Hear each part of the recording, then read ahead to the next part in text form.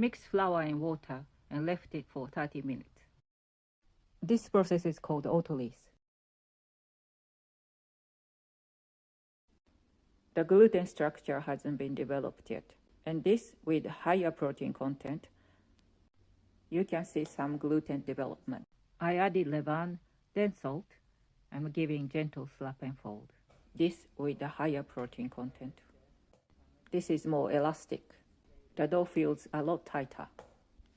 This is the first coil fold. It is a very extensible dough. That means it's quite stretchy. Also, the dough is still a little bit sticky. That's why I'm wetting my hands. This dough feels very different. It's very strong and very elastic. It's already very cohesive and it's not sticky at all. This is the second coil fold. By now, the dough is not sticky at all. Both dough has 75% hydration ratio. They both absorb the water well. So if I want, I can increase the amount of water next time, especially for the higher protein dough. I hope you can see the difference, but the texture is very different.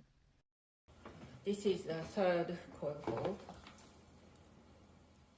By the third coil fold, I can feel the dough is a lot pillowy and light. That's because the mesh structure made by the gluten strands started catching gas. That's the window pane of the lower protein dough. With the dough with stronger flour, I can pull a thinner, stronger window pane. So that's the one with the higher protein content. And this one is a lower protein content. And this has a lot of bran, fine, but a lot of bran in it. This one is very white, very refined. So this has risen by, it's domed, so you look at somewhere in the middle. So by 50%, but I think I'm gonna let it go a bit further because it's actually only 23 degrees. So that's a little lower than what I want. It's probably more like 60% rise. I'm dividing this big dough into two. It's about 1 kilogram each. This process is called pre-shaping. And I let them rest about 15 minutes. Now I'm shaping. Once I've shaped, I put them into the fridge straight away, but I cover them with the shower caps so that they don't dry out. If I'm letting them sit in the fridge only overnight, I can use a tea towel to cover, but they were going to sit for 2 nights. When I cover them with plastic, the dough will not dry out. The crust will stay thin. If you let them dry too much, the crust will be leathery thick, which I don't like. This dough was with higher protein content flour, and you can see it's a lot drier too. I had them in the fridge for 40 hours.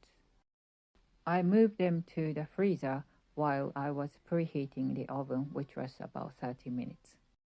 They all baked up nicely. If you are a very beginner, it's easier to handle higher protein content flour. This crumb has lovely creamy color. It has nice amount of bran in it. This was a bit more refined, so it looks whiter. Don't follow a recipe without knowing what flour is used. If you're not sure, start with lower hydration. And for the next bake, you can make the adjustment you like. Thanks for watching. This is Nim. Bye.